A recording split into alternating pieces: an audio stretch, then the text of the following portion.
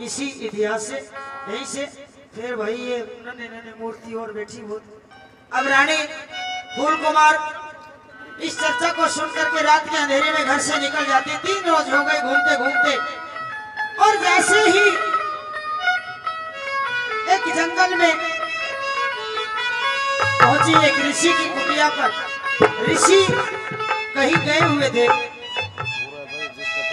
और जाकर के जैसे ही सवेरा हुआ जूठे बर्तनों को उठा करके नदी के किनारे बर्तन धोने के लिए आ जाती है। उधर से लड़का नौरतन जिस संदूक में बंद था वो संदूक तैरता हुआ दिखाई दिया। रानी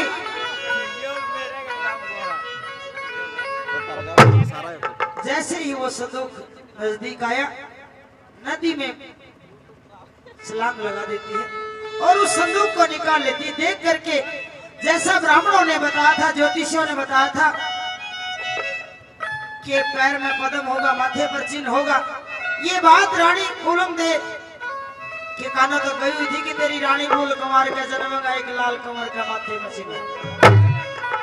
और माथे की रति देख करके आपको पहचान जाती कि यही मेरा नौरतन है। उस संदूक में से निकाल लेती है, दुलार करती है, पुचकारती है और कहती कि हे बेटा, अगर तू संभल शहर में होता तो तेरा पिता राजा देवदत्त कैसी कैसी खुशियां मनाता। जरा ध्यान से सुनिए, बेटे की खुशी कौन सी होती है।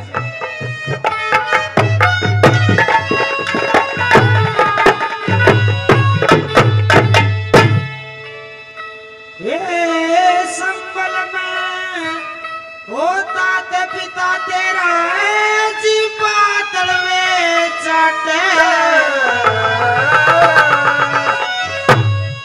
और करोड़ों रुपए खर्च कर देता सोमन सोना संभल में होता ते पिता तेरा जी पातल में चाटे करोड़ों रुपए खर्च सोमन सोना संभल में होता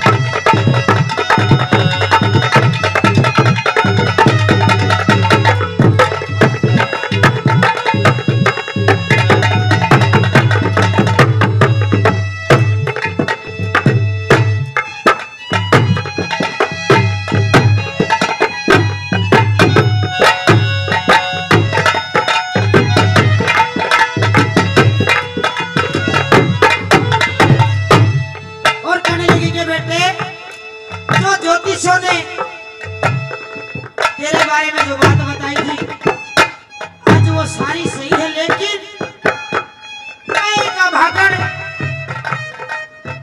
तेरे लाड में नहीं कर सकती। जो तेरे सुन का सुन होया करे वो सारे इस संदूक में बंद होकर के रह गए। क्या बता दो?